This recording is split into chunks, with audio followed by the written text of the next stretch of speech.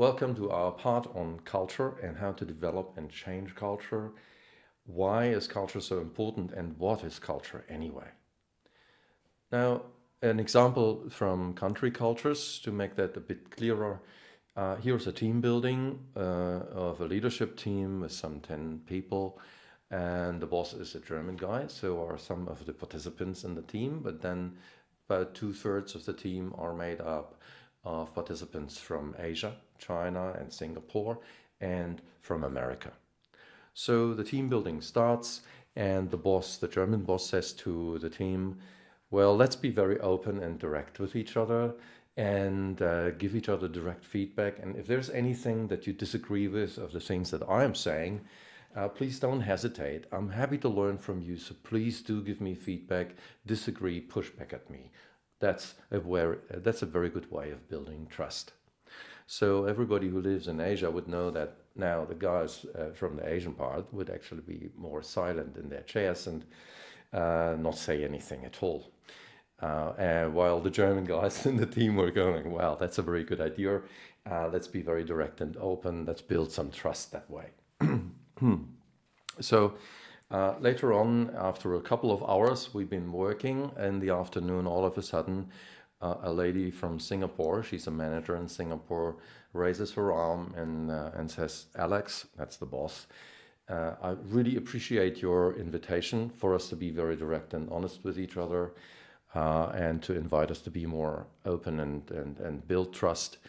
I'd like to share with you that here in Asia, we don't do this. We actually respect the decision of the boss, even if we disagree.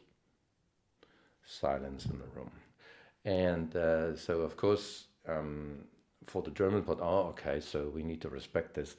That is not a solution, but at least there is the topic is that the topic now is on the table, and we can begin to deal with it.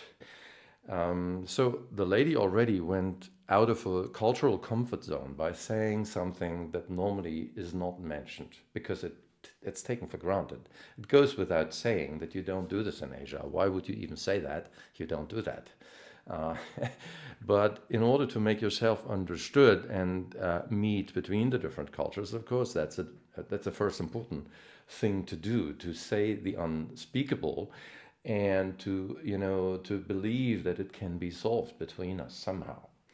Now that's two different country cultures interacting, and when they meet, then oh, there is a relevant difference here.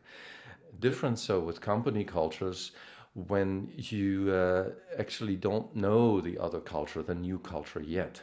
You just know that the culture that we're living in is actually the glue. It's that holds us together, that makes up our deep thinking and our procedures. And it's so taken for granted also that it's difficult to even see, let alone to question it. What is an example of a company culture then? An example of a company culture, because I've been working for Daimler in the early 90s in the R&D department as an engineer. And engineers there did believe that quality is defined by the engineer. Quality is not defined by the customer. We can only make good cars and have our market share if our cars are perfectionist. So the best in quality will not be good enough for us. We'll still strive for better innovation and better quality yet, no matter what the cost is, so to be successful in our market. Now you must know that Daimler is actually Daimler and Benz who invented the car. And it's not so surprising that their engineers believed we define it. It's not the customer who does it. And so in Japan, people and engineers were actually developing from the customer backwards all the way through production and R&D and design and pre-development and research. So they were actually thinking the other way around. And in Germany, the engineer was the defining quality and guy. Which means that when there was somebody coming, we need to shorten our processes by, say, 30%. The engineer would say, well, you can't do this. You're risking our life. And that's exactly the quality of culture. it's so taken for granted that you cannot do this because it's risky. How come you even suggest that? That this taken for grantedness and the shared, belief of all these people makes it so powerful and so very difficult to change. And of course, they did have to change, as we all know. And quality was defined more by the customer, and processes were actually getting shorter and shorter. We all know that. So it is possible, but it is a long process. And you hit this culture part immediately when you're working in your change initiative. It's actually there from the very beginning when you're discussing vision and goals and necessities.